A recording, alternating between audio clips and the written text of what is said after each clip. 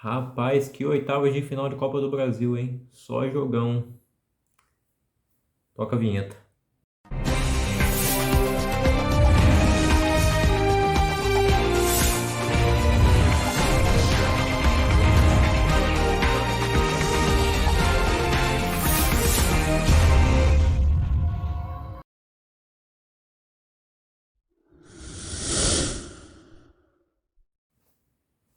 Fala aí pessoal, beleza? Quem falou que vai trazendo mais um vídeo. No vídeo de hoje vamos falar sobre as oitavas de final da Copa do Brasil 2022. Mas antes de tudo, vou pedir a você para se inscrever no canal se for novo aqui, deixar o seu like também, compartilhar esse vídeo com seus amigos. Zoa ele se o time dele foi eliminado, se o time dele nem chegou nessa fase também, zoa mais ainda. E principalmente comenta aí nos comentários se seu time se classificou, se você gostou da atuação dele nessas oitavas de final, tá confiante aí que seu time pode ser campeão dessa edição da Copa do Brasil, que está simplesmente espetacular. Tá bom? Então vamos falar logo dos jogos. Vamos começar então com o primeiro jogo, que foi Atlético Paranaense e Bahia. O Atlético Paranaense se classificou para as quartas de final, vencendo no placar agregado por 4-2. O primeiro jogo havia sido 2-1 para o Furacão na Arena Fonte Nova, em Salvador. E agora lá no Paraná foi a mesma coisa, 2-1 de novo para o Furacão. O Bahia inclusive saindo na frente com um golaço do Matheus Avó. Lindo gol mesmo.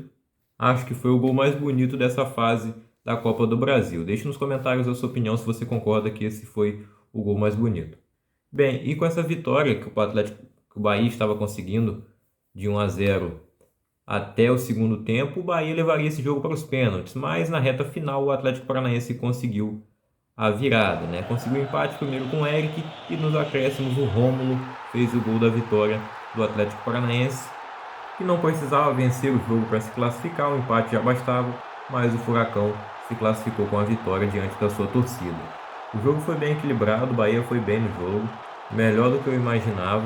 O jogo da ida eu não assisti, mas dizem que jogou bem também, de igual para igual com o Atlético Paranaense. E nesse jogo da volta também realmente jogou de igual para igual contra o Furacão, mas não conseguiu vencer. A diferença dos dois times é grande. O Atlético Paranaense é um time melhor, está nas quartas de final da Libertadores, terceiro colocado do Campeonato Brasileiro da Série A hoje, né? O Bahia é o terceiro da Série B, tem essa grande diferença, né? E o Furacão, no histórico recente na Copa do Brasil também, né? De finalista da última edição, campeão em 2019, entrou no bolo do clube dos 13 grandes do Brasil. Não que o Bahia não seja grande, né? Aliás, na minha opinião, ele seria logo o que vem depois dos 13, né? O 14º. Mas a classificação do Furacão já era esperada e ele fez valer o seu favoritismo se classificando. E vai em busca do bicampeonato da Copa do Brasil, sob o comando do Felipão. Bom, o maior campeão da Copa do Brasil na história, o Cruzeiro, com 6 títulos, enfrentou o Fluminense e nesse jogo da volta perdeu por 3-0 em casa no Mineirão. O jogo da ida havia sido 2-1 para o Fluminense no Maracanã, então um empate já bastava para o Fluminense se classificar para as quartas de final. Mas o Fluminense do Fernando Diniz não joga para empatar, ele joga para vencer e venceu muito bem, poderia até ter feito mais gols. No jogo da ida acho até que foi melhor do que na volta. A chance que o Fluminense criou, poderia ter feito 3-0 ou mais no jogo da ida, mas não, acabou não conseguindo. No jogo da volta fez 3-0. Não com a mesma intensidade do jogo da ida, né? Até porque, se você for ver as estatísticas, foram 12 finalizações para cada lado, né? Principalmente porque o Cruzeiro precisava vencer o jogo, então se soltou mais do que no jogo da ida. Lembrando também que o Cruzeiro jogou o segundo tempo na partida de ida inteiro com um jogador a menos. E nesse jogo teve que fazer uma substituição também logo no começo. E o Pesolano botou até um jogador, que é o Pedro Castro, que nem vem sendo muito utilizado, mas teve a sua oportunidade aí contra o Fluminense, não conseguiu fazer nada. Como eu disse, 12 finalizações para cada lado. O Cruzeiro finalizou 5 vezes na direção do gol. O Fábio parou o time do Cruzeiro, né? Normalmente ele costumava ajudar o Cruzeiro, ele é ídolo do clube. A torcida fez homenagens a ele. Esse que foi o primeiro jogo do Fábio aí contra o Cruzeiro no Mineirão. E vive uma ótima fase, mesmo aos 41 anos. Ainda é um grande goleiro e está ajudando muito o Fluminense. E lá na frente o Fluminense tem, numa fase espetacular, o Germancano, que nesse jogo deu uma assistência para o gol do John Arias, que foi um golaço. Depois ele fez o gol dele também com assistência do Matheus, que é a revelação do Fluminense. E o Natan, ex-Atlético Mineiro, a lei do ex-rival sempre também funcionando. O Natan fez o terceiro gol que fechou o caixão do Cruzeiro. Um golaço também, embora a bola tenha desviado para entrar, mas o drible que ele deu antes do gol, de finalizar, foi bonito. E ele fechou aí a conta do Cruzeiro. Fluminense hoje acho que joga o melhor futebol do Brasil. É normal que os times do Diniz façam isso e os resultados estão vindo também, né? O Fluminense está no G4 do Campeonato Brasileiro, chega às quartas de final da Copa do Brasil. Na Sul-Americana não conseguiu avançar na fase de grupos, mas lembrando que o Diniz assumiu o time ali nas últimas rodadas, né? E já foi campeão carioca nessa temporada do Fluminense ainda com Abel Braga. Teve a despedida do Fred no último sábado, mas o Germancano já está aí, faz tempo que ele é o titular e tá demais, né? Fazendo o L sempre. Bom, agora o Cruzeiro vai poder ter mais foco na Série B, onde ele está liderando, e para mim ele já subiu para a Série A, agora ele vai focar lá para ser campeão da Série B. A disputa vai ser boa com o Vasco, que está se reforçando, e que também só tem a Série B para jogar, então acho que vai ser uma disputa bem legal lá na Série B, entre Cruzeiro e Vasco pelo título. Subir, para mim os dois já subiram. Mas vamos seguir falando da Copa do Brasil. No clássico goiano entre Goiás e Atlético Goianiense, levou a melhor o Dragão. O Atlético Goianiense passou vencendo por 3-0. No placar agregado também foi 3-0, porque a ida foi 0-0 na casa do próprio Atlético Goianiense, né, no estádio Antônio Alcioli. Na Serrinha, o Dragão não tomou conhecimento do Goiás e fez 3-0. Não tomou conhecimento, a gente fala pelo placar, né? Mas o jogo foi bem equilibrado, mesmo número de finalizações, 13 para cada lado. Foi bem parecido com o que foi Cruzeiro e Fluminense, né? Mesmo placar, inclusive, mesmo número de finalizações, o Atlético só deu uma finalização a mais que o Goiás e acertou 3 vezes o gol, né? De 5 vezes que o Atlético Goianiense acertou o gol, 3 bolas entraram. Gols do Jorginho, do Wellington Rato e o último de pênalti do Marlon Freitas, que vai jogar no Botafogo na próxima temporada. O Atlético Goianiense está nas quartas de final da Sul-Americana e também está nas quartas de final da Copa do Brasil, representando o estado de Goiás. De qualquer forma, Goiás teria Goiás teria um time nas quartas de final, né? Independente de quem passasse, são dois times goianos. Levou a melhor o Atlético Goianiense, que nesse momento está mais estruturado que o Goiás, né? São 2 anos consecutivos na Série A. Embora eu tenha falado que o Goiás se classificaria, o favoritismo realmente era do Atlético Goianiense e ele confirmou. Embora clássico não tenha favorito, e como o jogo da ida foi 0-0 e o jogo era na casa do Goiás, por isso eu apostei no Goiás para se classificar. O Goiás não costuma perder assim, né, no Campeonato Brasileiro por placares com mais de 2 gols de diferença, né, tomando mais de 2-0, mas tomou 3 dessa vez. Tentou fazer de tudo para empatar o jogo, né, acabou que tomou um gol e só foi levando mais, né? E o Atlético Goianiense passou. Outro clássico, agora o clássico cearense, levou a melhor Fortaleza no clássico contra o Ceará. No primeiro jogo o Fortaleza venceu por 2-0, no segundo jogo o Vozão venceu por 1-0, mas não adiantou. No agregado ficou 2-1 para o Fortaleza. Os 2 jogos no Castelão, né, a casa dos 2 times, aquela festa maravilhosa de sempre das 2 torcidas. O Vozão fez o gol com o Vina nessa partida. O Vina ainda meteu uma bola no travessão nos últimos minutos do jogo, nos últimos segundos. O Vina botou uma bola no travessão, que se a bola entrasse, o jogo iria para os pênaltis e aí talvez o Ceará pudesse ter se classificado. A história poderia ser diferente, mas a bola foi no travessão e aí deu Fortaleza, que na Libertadores não conseguiu se classificar, mas conseguiu na Copa do Brasil. O Ceará, na Sul-Americana, segue lá vivo nas quartas de final com 100% de aproveitamento. Agora vai ter o São Paulo pelo caminho lá, um jogo difícil. E o Fortaleza também agora aguarda o seu adversário aí na próxima fase da Copa do Brasil. Espero o sorteio na próxima terça-feira. A situação dos 2 times no Campeonato Brasileiro é ruim, né? Na zona de rebaixamento, Fortaleza pior ainda na lanterna do campeonato. O Ceará é o primeiro time dentro da zona com mais probabilidade de sair, né? O Fortaleza vai sofrer um pouco mais para sair de lá, mas eu acredito que possa sair, embora tenha perdido o seu principal jogador, que se despediu aí nessa partida contra o Ceará, que é o Iago Pikachu, vai jogar no futebol japonês. Santos e Corinthians, esse jogo já estava resolvido, né? O primeiro jogo foi 4-0 para o Corinthians, no jogo da volta o Santos conseguiu fazer 1-0. Dizem que teve outro... o gol foi de pênalti no Marcos Leonardo no segundo tempo, dizem que teve outro pênalti que o Vin Diesel não deu. Não sei, não vi esse jogo, né? Já estava resolvido. Mas o que ficou marcado foi um torcedor do Santos que invadiu o campo após o término da partida para tentar agredir o Cássio, né? Ele não consegue, o Cássio percebe, eu não sei se alguém grita ali para ver, diz que que tem chegando alguém atrás dele, né? E o Cássio com uma mão só já imobiliza o cara, derruba o cara no chão e a polícia chega e rende ele. É mais lamentável o que aconteceu aí nessas oitavas de final, foram bastante cenas lamentáveis. Tem aquelas que são mais normais, né? Tipo briga de jogador, cabeça quente e tal, mas nessas oitavas de final foi um futebol assim, né? Incrível, mas cenas lamentáveis fora de campo, né? Cenas pesadas mesmo. Bem, o Corinthians passou aí então com o placar agregado de 4-1, está nas quartas de final também da Libertadores, é vice-líder do Brasileirão. O momento é bom, a torcida tá feliz com o time, feliz com o treinador, mas o Corinthians não marca gol há 6 jogos, né? Completou 6 jogos nessa partida sem marcar gol. A última vez que o Corinthians marcou gol foi no jogo contra o Santos na partida da ida, naquele 4-0. Depois disso, não marcou mais, né? Não os jogadores do Corinthians marcaram. Venceu o Flamengo de 1-0 lá pelo Brasileirão, mas foi gol contra do Rodinei. Mas o Corinthians jogou essas partidas todas com o time todo remendado, né? Cheio de desfalque. Quando chegar na próxima fase, o Corinthians já deve ter o retorno de vários desses jogadores e ficar mais forte, né? Agora, mais uma temporada decepcionante do Santos, né? Não esperávamos muito desse time.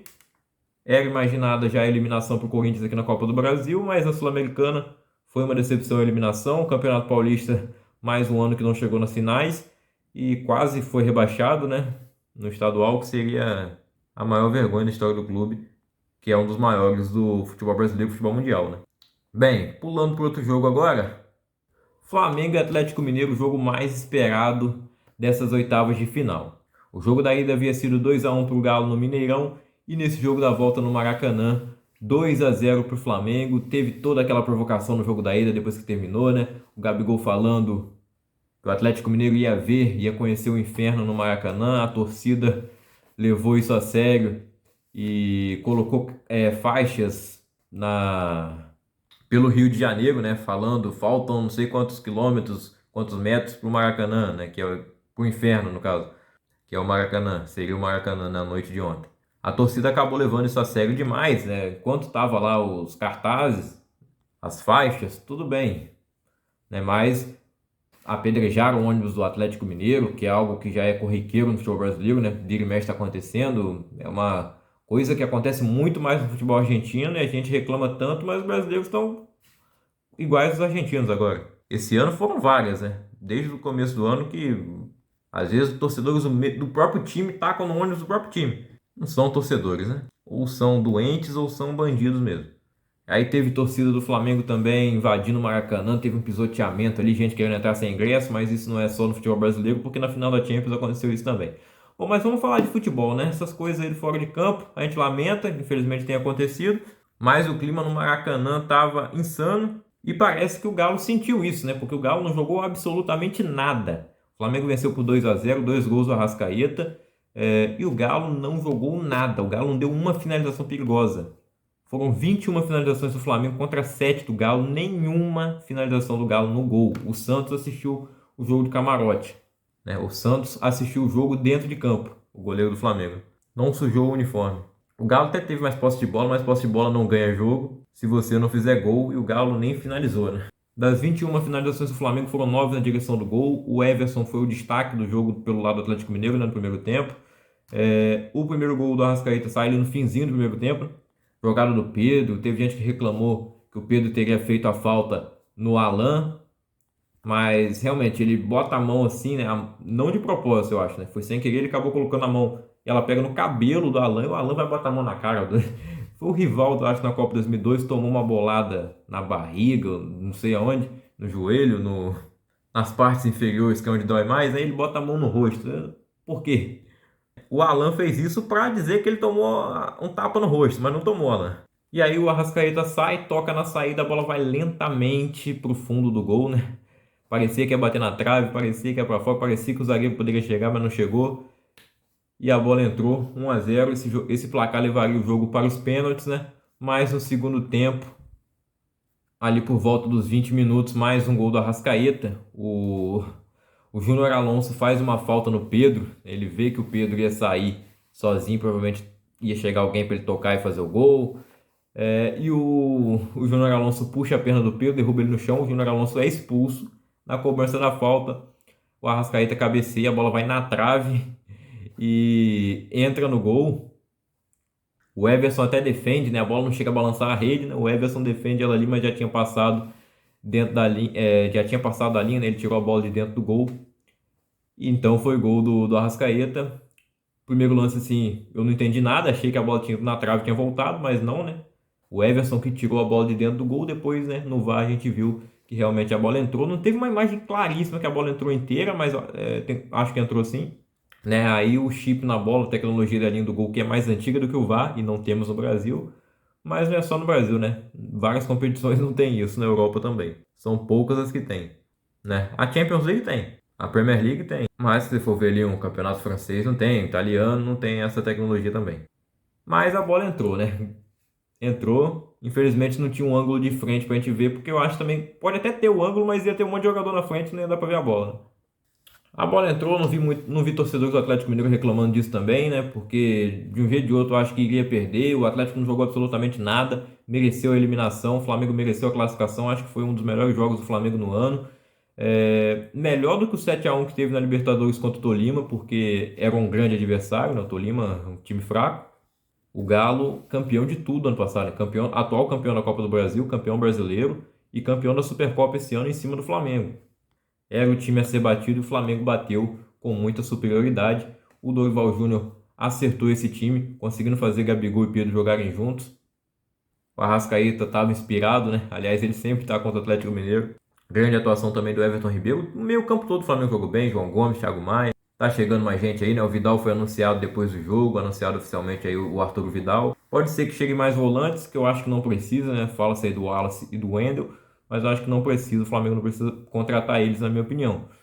Tem o Cebolinha que já foi anunciado, né? E vai poder jogar a partir de semana que vem. E o Flamengo vai muito forte, né? Como um dos favoritos ao título da Copa do Brasil e da Libertadores. O Campeonato Brasileiro eu acho que fica mais difícil. O Atlético Mineiro, cara, o turco tá balançando de novo, né? E eu acho que dependendo do resultado desse fim de semana na próxima rodada do Brasileirão, ele pode cair. O Renato Gaúcho foi sondado anteriormente, né? Antes do Atlético jogar contra o próprio Flamengo pelo Campeonato Brasileiro, mas aí o Galo foi lá e ganhou, o turco ganhou uma sobrevida, jogou de novo no jogo da ida da Copa do Brasil, ganhou de novo. Aí o turco ficou tranquilo, passou na Libertadores, meio que sofrendo também, né? Agora foi eliminado da Copa do Brasil, não jogando absolutamente nada, e ele balança novamente, né? O Hulk, então, ontem sumiu, perdeu 7 quilos durante o jogo, né? 6 quilos. Embora eu não vi o Hulk correr muito, né? Não vi ele passar muito para trás para buscar o jogo, mas a bola também não chegou nele. Mas não é só o Hulk, né? Ninguém do Atlético jogou nada. Só o Everson, o goleiro. Se não fosse ele, o Flamengo teria vencido mais tranquilamente por uma goleada. Clássico paulista, choque rei. Palmeiras e São Paulo. O primeiro jogo havia sido 1-0 para o São Paulo no Morumbi. Jogo da volta no Allianz Parque. O Palmeiras venceu por 2-1 e no agregado ficou 2-2. O jogo foi para as penalidades e passou o São Paulo. São Paulo, que até então nunca havia sido derrotado pelo Palmeiras na Copa do Brasil. Eram 3 jogos, né? De uma edição passada aí o São Paulo não perdeu nenhum dos 2 jogos. E contando com esse jogo da ida, o São Paulo perdeu em campo no tempo normal, né? Mas nos pênaltis se classificou. E vai em busca desse título inédito, que é a Copa do Brasil, o único título que o São Paulo ainda não tem. O Palmeiras estava aí para buscar a sua 5ª taça, né, de Copa do Brasil, mas ficou pelo caminho mais uma vez em disputa de pênaltis, né? O Palmeiras tem esse retrospecto recente de penalidades muito ruim, né? Todas as disputas de pênaltis que teve aí de 2020 para cá perdeu todas. Todas as disputas de pênaltis com o Abel Ferreira. O Palmeiras não ganhou nenhuma. Ano passado foi eliminado na Copa do Brasil nos pênaltis para o CRB e agora foi para o São Paulo. E cara, eu pensei que o cenário do Campeonato Paulista, né, da final do Campeonato Paulista, ia se repetir. O São Paulo no Paulistão venceu o jogo da ida na final por 3-1, jogando bem melhor que o Palmeiras, venceu bem, né? No jogo da volta tomou aquela sapecada 4-0 no Allianz. E parecia que ia ser isso, cara. O Palmeiras abriu o placar com 10 minutos, aí com 13 minutos já estava 2-0. E eu pensei, cara, vai ser outra goleada, o Palmeiras vai passar tranquilamente, né? Todo mundo pensou isso, né? Todo mundo já estava desenhando isso antes do jogo começar até. Eu já não estava esperando isso, né? Eu achava que o Palmeiras ia se classificar, mas não com uma goleada. A partir do momento que fez 2-0 tão rápido, com um gol atrás do outro, né? Comecei a acreditar nisso também. Mas aí o jogo vai. O Jandrei fez algumas defesas. O Palmeiras finalizou ao todo no jogo 17 vezes, o São Paulo 9. Foram 7 finalizações do Palmeiras na direção do gol. O São Paulo teve mais posse de bola, 59 contra 41% do Palmeiras. No segundo tempo, pênaltis, né? Não a disputa de pênaltis ainda. Teve um pênalti para o Palmeiras. Aliás, teve um ainda no primeiro tempo que não foi dado. Na minha opinião, foi pênalti do Diego Costa em cima do, se eu não me engano, foi do Dudu. E aí o pênalti que deram, né? Os dois pênaltis que foram marcados, tanto do Palmeiras quanto do São Paulo, são meio duvidosos, né? O pênalti do Palmeiras foi uma mão do Caleri, que ele tá pulando e o braço dele tá assim, pulou com o braço aberto. Ele tentou recolher o braço, colou junto ao corpo, mas a bola bateu, não tem jeito. Ele poderia o quê? Pegar o braço e jogar para trás? Poderia tentar, mas eu tentei fazer isso aqui, pular e jogar o braço para trás, é bem difícil, né? Eu acho que nem daria tempo, ele ia botar a mão na bola mais claramente ainda. A bola poderia bater na mão. Bom, o pênalti foi marcado depois que ele foi olhar o VAR, né? Ele já tinha dado escanteio, o Voaden, depois foi olhar o VAR e deu o pênalti. E o Rafael Veiga bateu mal demais. O que aconteceu com o Rafael Veiga, hein? O melhor batedor de pênaltis do mundo. Agora não consegue bater pênalti e fazer gol mais, hein? Não consegue mais fazer gol de pênalti. Ele que fez o segundo gol do Palmeiras no jogo, né? Com a bola rolando. Voltou de lesão recentemente, ele havia perdido um pênalti pouco antes da lesão contra o Santos. Botou a bola no travessão. Agora isolou no tempo normal. Na disputa de pênaltis, o Jandrei defendeu o pênalti dele. Mas antes disso, né?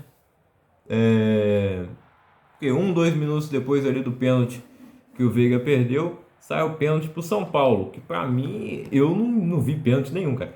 Nenhum não. Realmente foi o Miranda, né? Não lembro se foi o Miranda, se foi o... Miranda não, né? Claro que não foi o Miranda. Foi o Gustavo Gomes.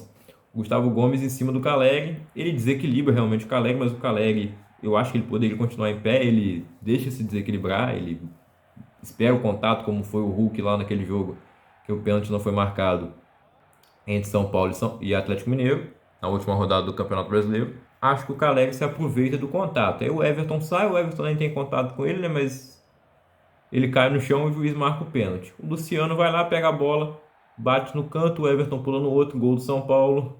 Esse gol leva o jogo para a disputa de pênaltis. E aí nas penalidades máximas, né? Na disputa de pênaltis, para ver quem se classifica, levou a melhor o São Paulo.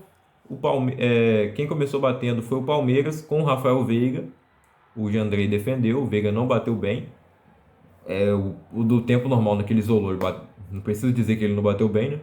Porque o Jandrei defendeu, méritos pro Jandrei, mas também o Veiga bateu mal, né? Ainda mais pro padrão Rafael Veiga. Deu uma de Benedetto, né, cara? Perdeu o pênalti no tempo normal e na disputa também. O São Paulo também desperdiçou a primeira cobrança. Na verdade, o Everton defendeu.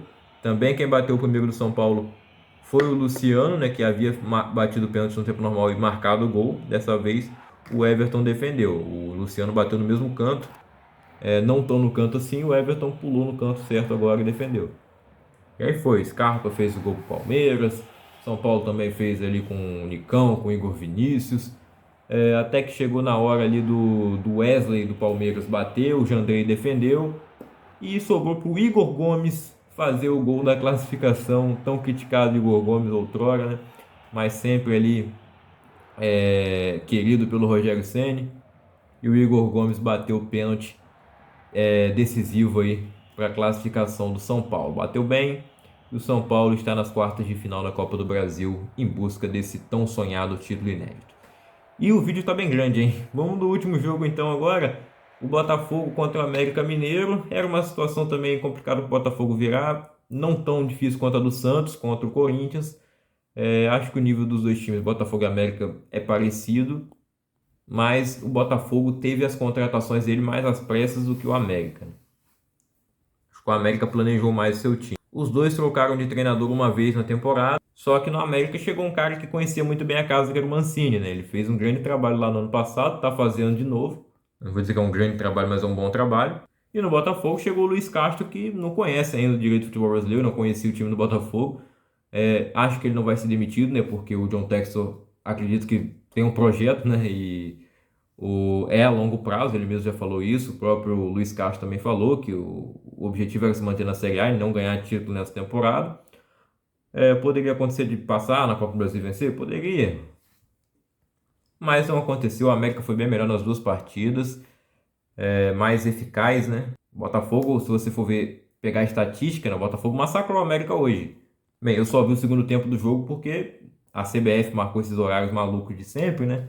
Como é que você começa um jogo às 8 horas e outro às 9? Faz um às 7, outro às 9, aí dá pra você ver os dois jogos inteiros. Mas não, a CBF começou um às 8 e outro às 9. E ainda um foi pros pênaltis, né? Mas foi legal. E aí, né, quando eu fui ver o jogo já tava 1 a 0 na hora que eu troquei, né? Que eu tirei do jogo do São Paulo, lá do Prime Video, pro Sport TV. Na mesma hora, o América fez 2 a 0 e eu falei, já era o Botafogo, né? Pra mim 1 a 0 já tinha acabado. Mas fez 2 a 0, aí não tinha mais condição, 5 a 0 no agregado para o América Mineiro. O único mineiro classificado para as quartas de final. Então